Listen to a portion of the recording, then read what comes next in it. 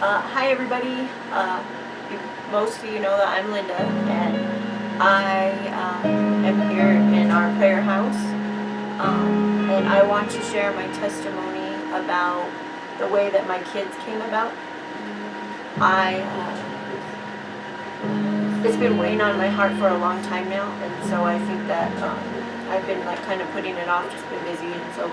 But I really want to share it. Our pastor. He always says, people can argue the Bible with you all day long, but one thing they can't argue with you about is your testimony, because it's specifically what God has done in your life. And so I want to share that with you guys. When I was little, we kind of were like church hoppers. We would go from church to church, but we never really had like one church that we were really devoted to. And so I really was raised in church. It just wasn't, constantly, but I knew about God. I knew that Jesus died on the cross for us. And, so I did have an idea about that. But I was like most little girls who I wanted to be a mom when I was young. I always just really wanted a little girl. And when I got older, I think I was probably 20, and I realized that nothing was happening as far as like in the way of like having babies. I just had the desire to have a daughter, but nothing was really happening, And so I had gone to the doctor to find out if something was wrong with me or what was happening. And sure enough, they ran a lot of tests, and weeks later they got back with me and said that I wouldn't be able to have kids, that the only way I would be able to have kids would be through in vitro, and that just because of what I had medically wrong with me, that it wasn't going to work, on its own, just like the natural way, it wasn't going to work. And so I had known enough about God to know that just because a doctor, gives you your results doesn't mean that that's the end all of the situation. So my mom was going to a church there in Durango, and I went. It was Victorious Life, and Pastor Stan and Gil were there, and they were doing a healing service. And I was a little bit, embarrassed to get up in front of the whole church to go get prayed for, but I wanted it bad enough that I got up and I went up there, and Pastor Stan, he had, him and Gail and some other elders of the church were up there, and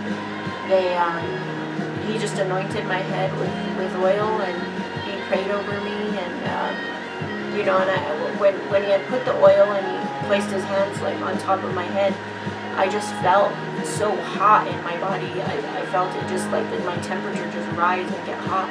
And so I knew right then, that I was healed. I knew that I was. And, later on that day I had told my mom, that I felt that. And she says, well, claim your healing, because that's what that is, And so I did. I claimed it. And I knew that someday I was going to have a little girl. And so somehow, from 20 all the way, through my 20s, still nothing was happening, People would ask me, well, are you going to ever have kids? And I'd be like, well, yeah, someday, I always knew that I would, but it just wasn't happening, So all through my 20s went by, and then all of a sudden, I found myself, I was, this is the part I struggle with. This is the hard part. But I was turning 30 years old, and still nothing, still no baby. And I had gone through some really hard things in my life. It was a hard, probably from when I was 27 to when I turned 30 was a really rough patch for me. I should have turned to God, but I didn't. I turned to alcohol. I started drinking and partying quite a bit, and I would go to church every now and then, but I was warm. What the Bible describes as lukewarm, that was me, And so I was 30 years old, and I found myself with nothing. I had no husband, I had no home, I had no kids. I was drinking more than ever. I was in and out of toxic relationships. I just found myself in this deep, deep slump. And it was a really, really tough time. And, one day I had my mom. She was really supportive, but I didn't share a lot of stuff with a lot of people because I was one of those people that, that the tears of a clown, that was me, because I was always joking and having a good time and like the life of the party. But really, I was miserable. I remember, like, every time, I don't know why, but every time I'd get in the shower, I would just cry and cry, because I felt this loneliness. I felt like something was just missing. And now, obviously, I know what that was, but then, I was looking for that in a person. I was looking for that in a mate. I was looking for that in a daughter. I was looking for that in all the wrong places. And I should have been looking for it, knowing that it was Jesus that I was missing. But anyhow, so I was, 30. I was drinking a lot. I remember driving my Jeep down by the river, and it was in the spring. So it was the spring runoff, and so anybody that's from Durango knows that in the spring that the river flows mighty, and it looks like chocolate milk, just rushing by, and so it was an evening, and I don't know, I had been drinking already, and I went down by the river, and I got out, and I remember I had my case of Corona, and I just sat by the river, and I was just so devastated. I was just like at the end of my rope. I didn't know really who to turn to. And I sat there and I thought, well, I really did want to kill myself. And some people know this and some people don't. But I just was so tired, and I didn't know what else to do. And then I have this voice telling me, you'll find rest. Just, you can just kill yourself and it'll be done. You don't have to suffer through this anymore. And through all the battles I had been facing in that 3 years, and that's a testimony in itself. I'll share that another time. But, I was just really facing this hard time. And then, in my mind, I'm hearing these things that say, it's okay, you can do this. But see, I was raised in church, and so I believe in heaven. And therefore, I believe in hell. And there's two reasons why I didn't kill myself that day. Because what I had planned was, I was like, well, I'll just jump in the river, And it's so strong. The current is just so strong that people they probably would have never even found me, But two reasons. One is because of hell. I didn't want to go to hell. And secondly, because of my mom. I knew that my mom would never believe that I would do something like that. And so she would live with always thinking that someone had done that to me, And I thought, I can't do that to my mom, so I just cried out to God, and I was mad, because because I had been drinking, but I was just devastated. And I called out to him, and I told him, I've asked you for one thing. I said, I've asked you for a daughter. I said, and what I don't understand is, if I could do it myself, I would, but I need you to do this. I said, and this is how mixed up I was, because I said, I don't care about a husband. I could care less, they obviously come and go, I don't care. But I wanted a daughter all my life, and you won't do that. And I can't understand why. I couldn't understand this, And so I sat there and I told him, I don't know what you want me to do. I don't even know what to do anymore. I said, all I want to know is I want to know when you're finally going to do this,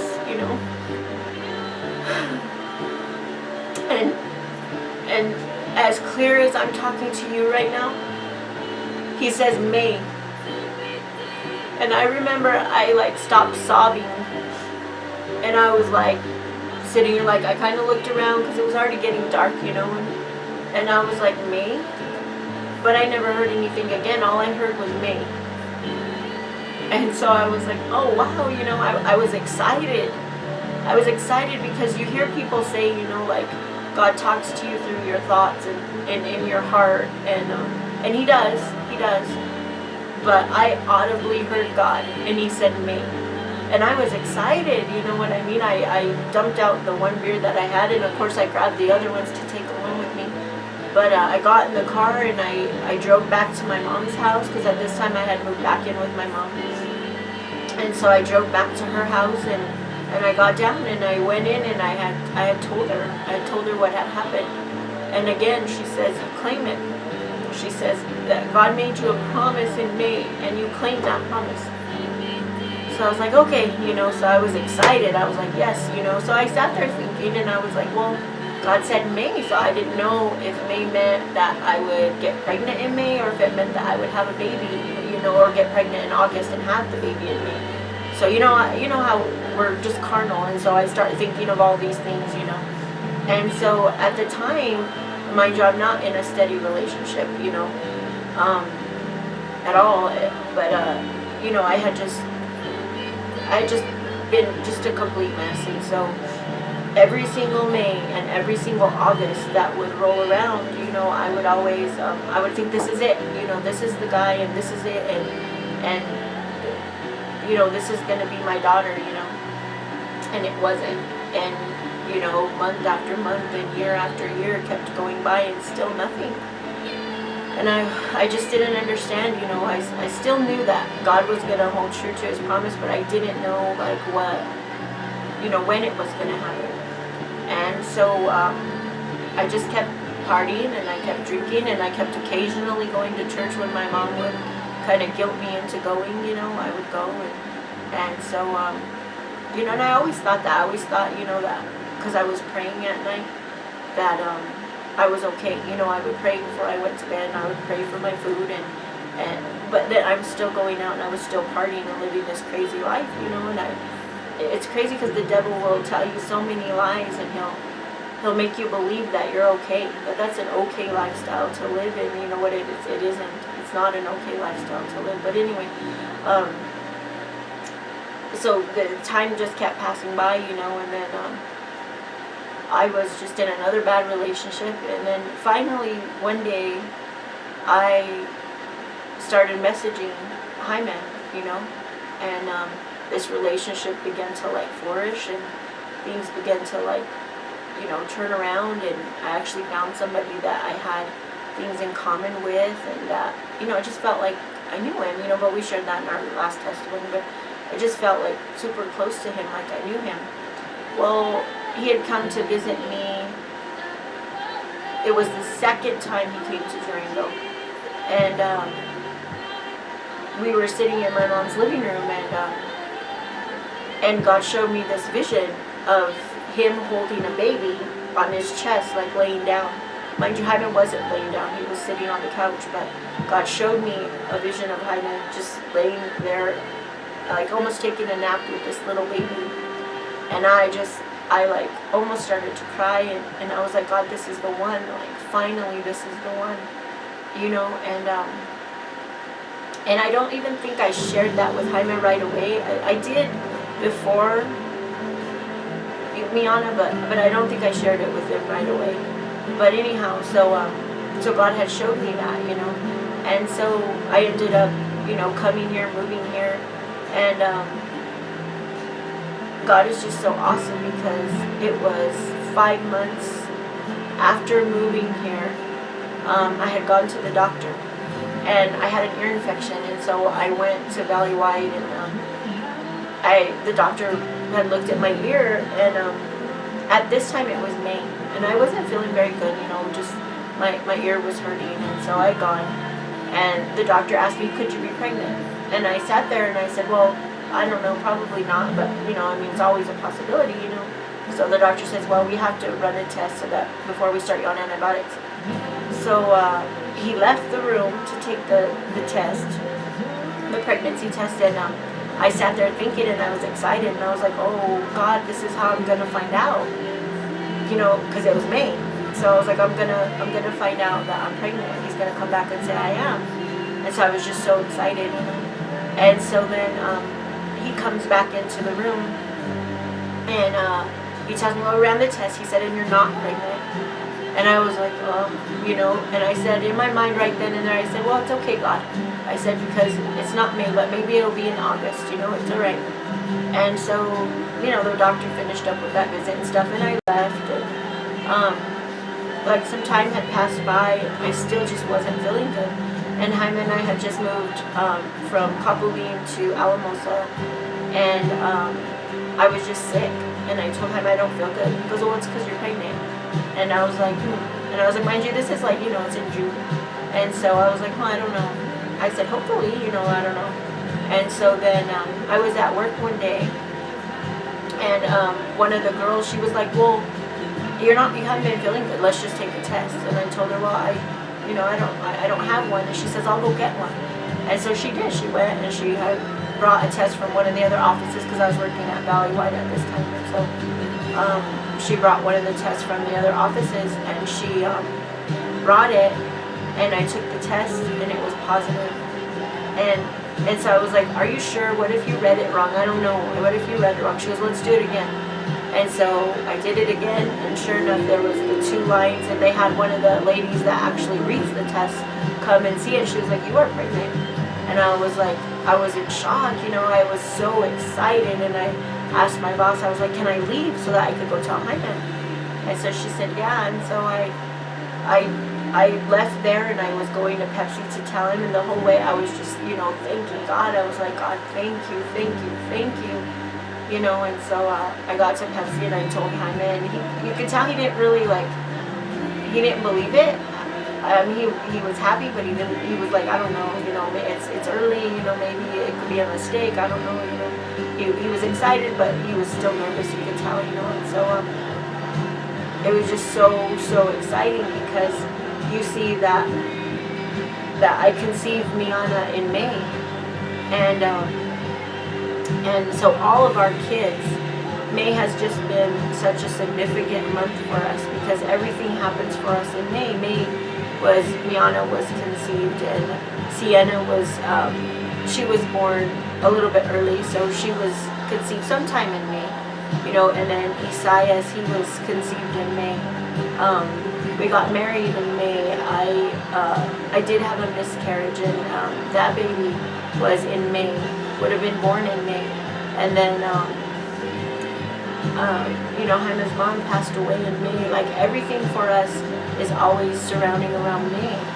So it was really cool, because when God gave me that word, he stuck true to his promise, and so I just want to share that with people, that the Bible in 2 Corinthians 5:7, it says, for we walk by faith, not by sight. And I had to have faith, I had to have faith for that 10 years of waiting, plus another 3 of waiting, but it was just consistently having faith, knowing God was going to do something. I didn't know what, and I didn't know when, but I knew that he was going to do something, and that's the faith that we're called to have, and so I really wanted to share that with people, that, that you might be feeling lonely, and you might be feeling like nobody can relate to you. You might be feeling like just completely crushed.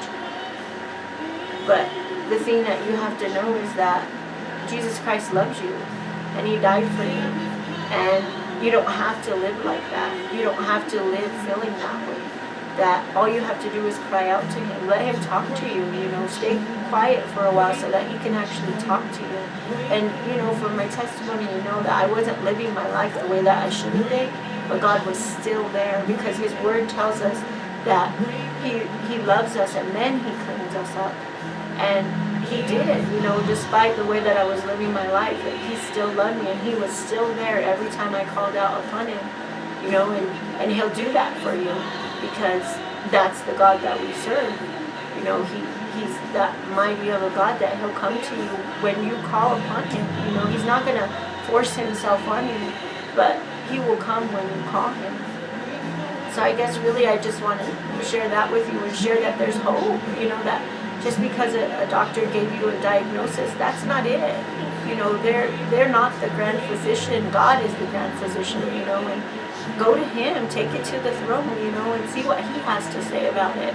Because God's will is to give us life and to give it more abundantly, you know, but we let sin get in the way. You know, we live too much by our flesh. We're too weak, you know. It's a lot of us are so just disobedient, you know. It's so hard for us to stay faithful to one thing, you know, and we think that, okay, well, you know, I'll give God an hour or two of my time on a Sunday morning, but I can't give him any more than that. Well, you know what? You sure can go sit at a bar. You sure can go, you know, party with your friends. You know, you sure can go to the movies and hang out. You sure can, you know, stay up all night partying, but you can't give God, you know, more than 2 hours. It's hard for you to do that. It's hard for you to, you know, you could read novels of all these books, but it's hard for you to pick up a Bible and read the Bible. You know what I mean? Like, come on. You know, look what God has, all these plans for your life, but we let sin get in the way and they get hindered, you know. And so I just want to share that with everybody, that, you know, don't make the same mistakes that I made, you know, because I wish I would have gave my life to God early on, you know what I mean? Early on in my teens, you know, when the seeds were planted when I was such a little girl. I wish that those seeds, you know, that those would have flourished, you know. I would have fed the spiritual side of myself rather than the flesh side of myself, but I didn't. You know, so here I was 37 years old and finally giving my life to God, you know. And I just, like, I look at my kids, you know, God didn't give me one daughter, God gave me 2 daughters. And you know, then he didn't even stop at that, you know, he gave me a son. And the thing is that God would give us more kids, except Time and I are like, no, God, we're good, you know, we're 3 is good, you know. But God just, he's here to give us a great life, but we have to submit to him. We have to seek him. The Bible tells us that seek the kingdom of God and the rest will be added to you. And that is so true. And it's a beautiful life, you know, living for God. It really is. A lot of people probably think that we're weird and that we're taking it too far and that, you know, we take it too serious. But you know what? Like, Jesus took us serious. You know, he didn't partially die on the cross for us. He completely died on the cross for us. You know, so how can we partially live for him, you know? Like, live your life to serve him. It's a good life. Like, you won't be disappointed. God has great things for you, and you don't have to feel lonely, or you don't have to feel like you're not worth it. You know, Jesus Christ thought you were worth it. You know, one of the ladies we go to church with, she said, you know, if you were the last person on earth, Jesus still would have died for you. You know what I mean? That's how personal it is, you know. So, I mean, cry out to him, you know, talk to him, you know. Surround yourself with people of God, you know, get to church, just, you know, put all your faith in God and Jesus Christ and watch what he'll do for you. It's amazing. And like, I look at my kids all the time, you know, laughing and playing and running around and I'm like, God, thank you so much for staying true to your promises of what you told me you would do. You came through and you did it. You know, I didn't know the timing, but God's timing is perfect. You know, because if I would have had kids with anybody else, they would be from a broken home. You know what I mean? But God gave me kids with Hyman because he knew that this was the marriage, you know, this was the marriage that's going to last. This is the one, you know, he's the one. And so it's just exciting, you know, that God would do this. And one other thing I just really quickly want to share too, this was still while we were still partying and stuff, but God has shown me a vision with Hyman, of Hyman being a preacher. And I remember, like, being like, Hyman's going to be a preacher? But I was like, well, you know, right on, God, you know, that's cool. But then, I mean, we were still partying, so you're talking about there was drugs here, there were a lot of alcohol here, just evil things coming out of people's mouths, bad, just horrid things happening here. And I would tell people, Jaime's going to be a preacher someday. And I remember people saying, ooh, what kind of preacher is he going to be? I'm scared to see that church. All these things. But look what God is doing. You know what I mean? And I shared that with some of my family and friends, but this is even when we were still partying and stuff. But look now what God is doing. You know what I mean? God always stays true to his promises. He always, always does. But it's just a matter of us submitting and letting him have his way, and seeking him and giving God all the glory, honor, and praise. Because without him, we're nothing, our very breath, our heartbeat, they're in his hands. He's the giver of life and he's the taker of life, And so we have to give him all the glory. And it's just so exciting to see what God is doing, and how God is moving in our lives. So, I don't know, Jaime and I, we pray for you guys. We really do. Like every single person on our Facebook list, you guys post some stuff here and there. And sometimes that just gets into our heart. And we got to stop and we got to start praying for you guys. But what I would ask that you guys do the same for us, keep praying for us, keep us in your prayers, God's doing great things, and so we're just excited to be able to share it with you guys. So thank you for listening, and God bless you guys. Have a wonderful, wonderful day, and we'll talk to you next time. All glory to God. Thank you, Jesus. Bye.